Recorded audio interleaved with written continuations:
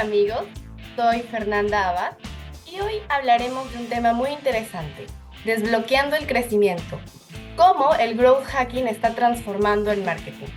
Feedback Media News presenta Feedback Talks.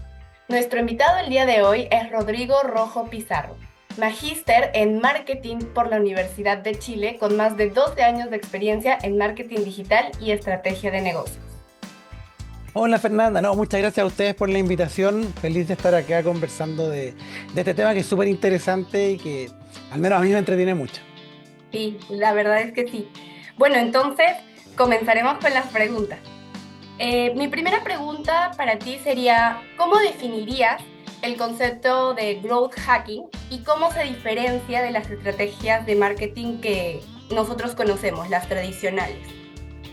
Perfecto, mira, el growth hacking básicamente es un concepto que nace a principios del 2010 por ahí, lo acuñó Chanelis en su libro Hacking Growth, y básicamente lo que habla es de alguna forma acercar la metodología del experimento, del método científico, a la cultura del marketing, ¿cierto? Entonces, el marketing tradicional de harta planificación, ¿cierto? Planes anuales, planificación multimedia, ¿cierto? Televisión, radio, prensa, vía pública, etcétera.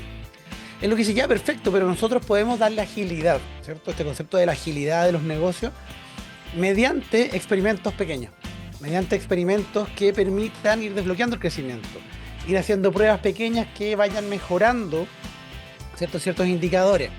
Y ahí lo bautizaron inicialmente como los hacks, porque al principio eran cosas pequeñas, muy chicas, que era un pequeño hack que yo realizaba y automáticamente tenía un crecimiento en los negocios. Claro. ¿Cierto? Un ejemplo tradicional, clásico, que la gente que sabe de growth, que escucha esto, me va a decir, pero ¿cómo lo cuentas de nuevo? Es el de Hotmail, ¿cierto? El gestor de correos previo que compró Microsoft, ¿cierto? Que ellos lo que hacían era poner, cuando pusieron en la firma por defecto, oye, postdata te amo, consigue tu cuenta gratuita Hotmail acá, ¿cierto? Con un enlace. La gente cuando se empezaba a mandar el correo, automáticamente el usuario de Hotmail era un promotor de Hotmail. Entonces mucha gente empezó a crecer, oye, puedo tener mi cuenta gratuita, y empezó a crecer de alguna forma como una especie de viralización antes de las redes sociales. Entonces son esas pequeñas cosas que claro, partieron como hack, pero que hoy se habla más de growth marketing, ¿cierto? Porque obviamente uno va haciendo experimentos y mejoras continuas de forma ágil en distintas partes de los procesos de marketing, especialmente digital, porque además, digamos que en los últimos 20 años el mix de medios dejó de ser principalmente en los medios tradicionales, tele, radio, vía pública, y ahora la columna vertebral de la estrategia de marketing es digital, donde podemos medir de punta a punta, por lo tanto podemos hacer experimentos de punta a punta. Pasamos a la segunda pregunta. Una vez ya explicado el concepto, ya que lo hemos entendido un poco, ¿cuáles serían los primeros pasos para implementar una estrategia de growth hacking en una empresa que recién está explorando este enfoque, ¿no? Perfecto. Mira, ahí yo creo que hay distintas filosofías y formas de verlo, pero un factor común es que tenemos que medir. Es decir, tengo que asegurarme de que todas las acciones que yo esté haciendo las pueda medir, de forma de después, cuando vaya a probar algo, pueda ver si hubo una mejora o no respecto a eso, ¿cierto? Entonces, lo primero es instalar Google Analytics, instalar distintos software de medición, los píxeles de redes sociales para las campañas, tener software que me entregue información, ¿cierto? Y lo segundo es obviamente entender bien. Yo creo que más que ir en qué canal y qué experimento hago, que normalmente se hacen A/B testing, es identificar súper bien el journey del cliente o el viaje del cliente punta a punta. Es decir, desde que él descubre que yo como marca existo, que mi producto, que mi servicio existe, hasta que él se vuelve un cliente y se mantiene conmigo en el tiempo. O sea, que mapear toda esa secuencia. Claro. Identificar los distintos puntos de contacto, los distintos flujos que va a ir siguiendo, de manera de, teniendo claro eso y habiendo medido, decir, mira, parece que acá hay un pedacito, o sea, tengo un cuello de botella. Uno clásico. Llegan al e-commerce, llega la gente interesada desde las campañas o desde los mails, etcétera, y no compran. ¿Por qué no compran? Quizás los pasos del e-commerce son complicados, o quizás en el momento del pago, ¿cierto? Tengo un problema. Entonces, eso solo lo puedo descubrir si estoy midiendo. Y además, si tengo claro cuáles son los pasos, porque si yo no tengo claro cuáles son los pasos, es como estar con el dedo al viento, ¿cierto? Eso es verdad. Entonces tengo que identificar esas dos cosas. Teniendo eso, ya puedo ir y hacer todos los experimentos que se me ocurran, empezar a mapear, ¿cierto?, las distintas acciones y empezar a ver efectivamente cuáles tienen un crecimiento, ¿cierto? Porque al final acá lo que buscamos es como un crecimiento compuesto, ¿cierto? Mejoro un poquito acá, por lo tanto llegan más clientes, mejoro acá, compran más, ¿cierto? Y esto va agrandando, de alguna forma como un interés compuesto, las acciones de marketing, ¿cierto? Y los resultados. Claro, de hecho es un proceso un poco complicado, ¿no? Todo el hecho de analizar cada paso, cada cosa para ver qué cosa podemos mejorar, qué cosas podemos hacer, pero en realidad es un proceso bastante chévere, ¿no? Antes de seguir con las preguntas, quisiera comentarles a todos los que nos están viendo que para poder mantenerse actualizados pueden visitar nuestro portal web, que es www.feedbackmedianews.com. Aquí van a poder aprender muchísimo de nuestras notas informativas y entrevistas como esta con reconocidos profesionales. Bueno, siguiendo con la entrevista, mi siguiente pregunta es, ¿qué técnicas del growth hacking consideras que son más efectivas para poder generar un crecimiento rápido y sostenible a corto plazo? Porque si bien analizar y estar desde el inicio a fin es un plan un poco general, ¿cuáles consideras tú que podrían ser las más efectivas? O sea, lo primero es que obviamente esto va a cambiar dependiendo si lo que vendo es B2C, o sea, le vendo al público final, por ejemplo, un e-commerce, o si es B2B, le vendo a empresas, ¿cierto? Okay. Porque obviamente los flujos van a ser distintos. En un B2C, ¿cierto? Yo lo que voy a lograr es que la persona se interese en mí, que logre y que compre sola. Mientras que en el B2B tiende a haber, no siempre, pero tiende a haber una venta más consultiva. Por lo tanto, la acción va a depender en ambos casos. En el caso del B2C, yo creo que tiene como que un área que es la del performance marketing. Hay mucho espacio para hacer A/B testing, ¿cierto? Que es la parte de las campañas, porque ahí tú puedes dominar desde cambios en las creatividades, cambios en la audiencia a la que le estoy hablando, buscando ese fit, ¿cierto?, entre audiencia, creatividad y el lugar al que lo estoy llevando, ¿cierto?, que es desde la adquisición de usuarios. Yo creo que ahí hay un espacio gigante siempre para ir incorporando estas cosas y eso complementarlo quizás con medios ganados o medios propios, ¿cierto? Claro. Y empezar a hacer unas acciones en conjunto ahí. Pero yo creo que en performance, por cómo están configuradas esas plataformas, siempre es fácil encontrar 2, 3 palancas que yo pueda accionar o que pueda mejorar. Por el lado de la venta consultiva, yo creo que hay mucho ahí que se puede hacer desde lo que se llama entender el funnel, ¿cierto? Diseñar un buen funnel, diseñar un buen flujo, ¿cierto?, de estas etapas, incorporando normalmente ahí, como probando lead magnets, probando qué tipo de contenido puede ser atractivo para mi cliente, ¿cierto? Y hacer testeos con eso, desde el contenido, porque en B2B, como al ser consultivo, de alguna forma yo creando contenidos que son valiosos, como por ejemplo puede ser un podcast como este, o un descargable, un ebook en el sitio web, o cosas de ese estilo, yo con eso podría conseguir identificar antes de que me diga que está interesado, ¿cierto?, a un perfil que se acerque más a mi cliente potencial, ¿cierto? Cosa que el equipo de venta reciba lo que se llaman leads de mejor calidad.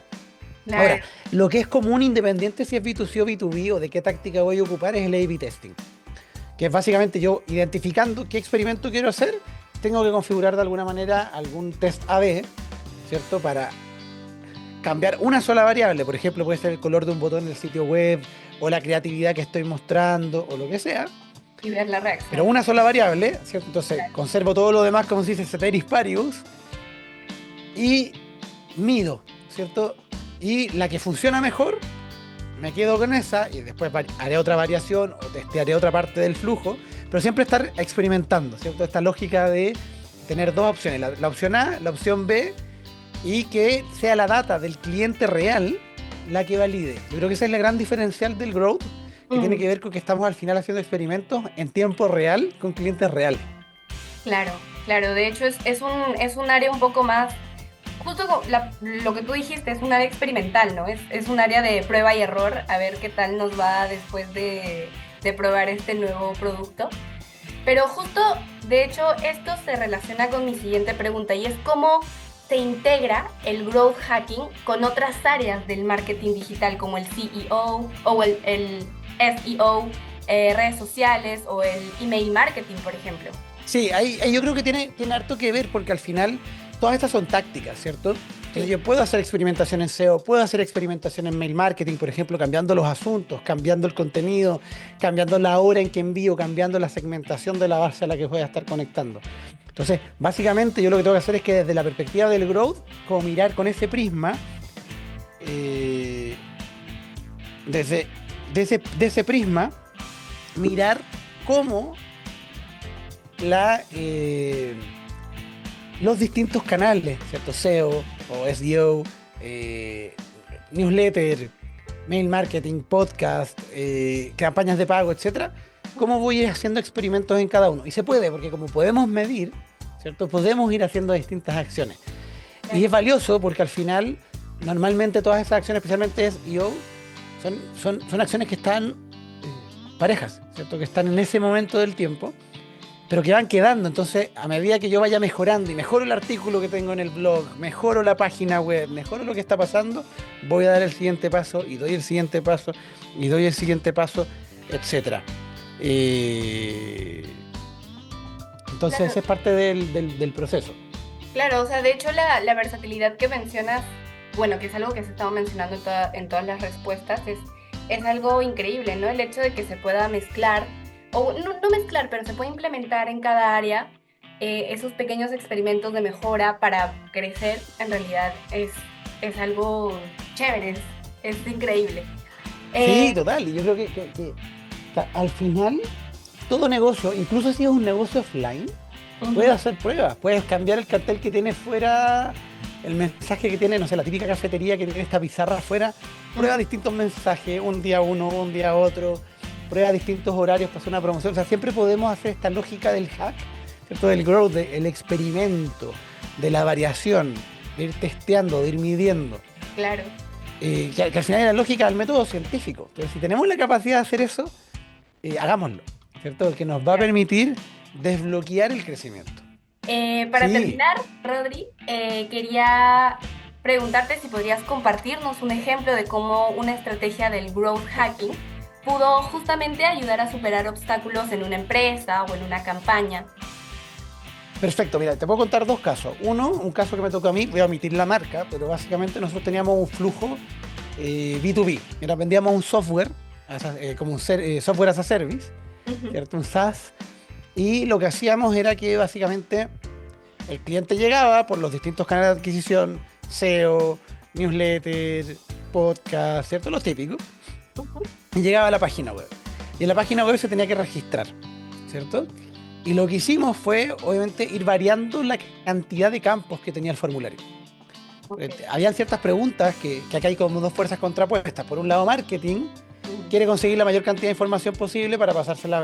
O sea, quiere tener la menor cantidad de información en un formulario porque se sabe que a menos preguntas, más Fácil. fácil es que contesten. Sí, Pero ventas lo que quiere es hacer más preguntas para prevalidar que esa persona, ¿cierto? Venga, en el fondo sea un potencial cliente real, ¿cierto? claro. Hay una pelea entre las dos áreas, no una pelea, pero una lucha, ¿cierto? Entre qué campos agregar. Entonces lo que hicimos fue hacer y esto fue un modelo estadístico, donde básicamente identificamos que si la persona llegaba de cierta fuente, si llegaba de Google o llegaba de cierta campaña o de cierta parte, tendía a tener mayor calidad. Entonces lo que hicimos fue que a esas personas les mostrábamos un formulario más corto. Ah, al ¿Por revés, qué? Porque sabíamos que venía con mayor calidad. claro, Pero en las campañas que venían de redes sociales, que tienden a tener un poquito más de variedad, les mostrábamos un landing que tenía más preguntas, claro, ¿cierto? Y nosotros a nivel del CRM por detrás, que es el software con el que administrábamos los leads, en el fondo ponderábamos y le decíamos a la persona, oye, es que este llegó de Google, por lo tanto tiene mayor calidad, ¿cierto? No era infalible, pero nos claro, ayudó a aumentar la cantidad de leads, porque los que llegaban de Google aumentaron la tasa de respuesta, ¿cierto? Sin afectar tampoco la labor de ventas y que estuvieran llamando a gente que al final no tenía potencial de cliente. claro. Eso es uno que me tocó vivir a mí. Y otro que es bien parecido, pero que es como el clásico también, el otro clásico, es lo que hacía Dropbox. No sé si se acuerdan de Dropbox, que es este Sí. software de compartir carpetas y todo. Y que Dropbox lo que hizo fue que te daba un espacio limitado, no sé, 1 giga. Pero si invitabas amigos, te iban dando 500 megas extra y 500 megas extra y 500 megas extra por amigo hasta un límite.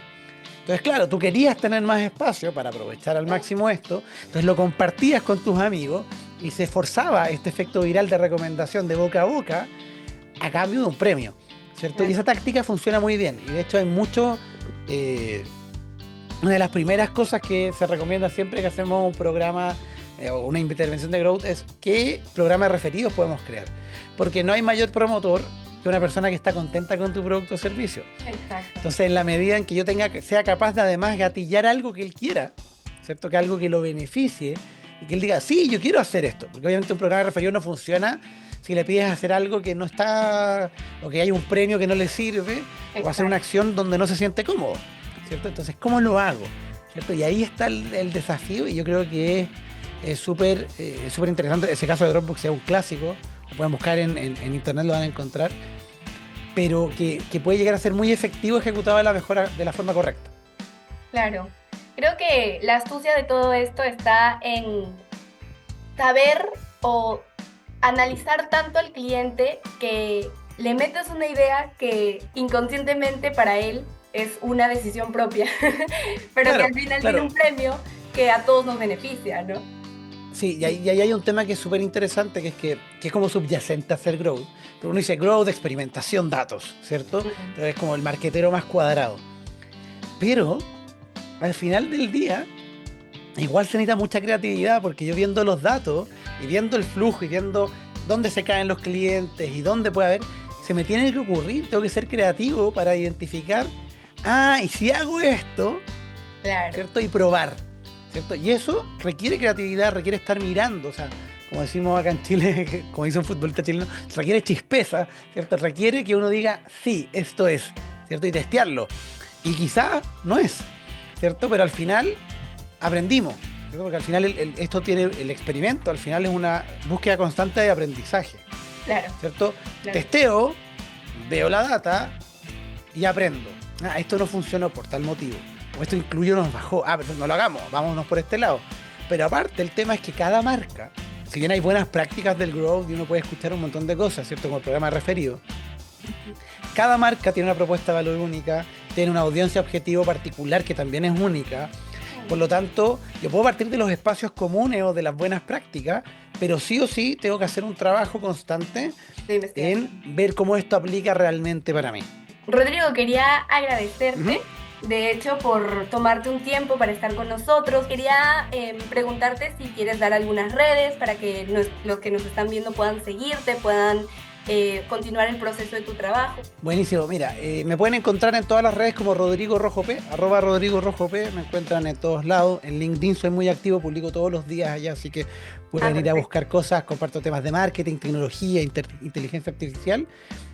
Y tengo mi sitio web, que además es mi newsletter, ya que lo pueden encontrar en resumenresumido.com, donde yo todos los domingos publico un resumen de lo que aprendí en la semana, nuevas herramientas de inteligencia artificial, temas de tecnología, marketing, cosas que encontré interesantes, así que los invito también a que lo vayan a ver y a disfrutarlo, que lo hago con harto cariño.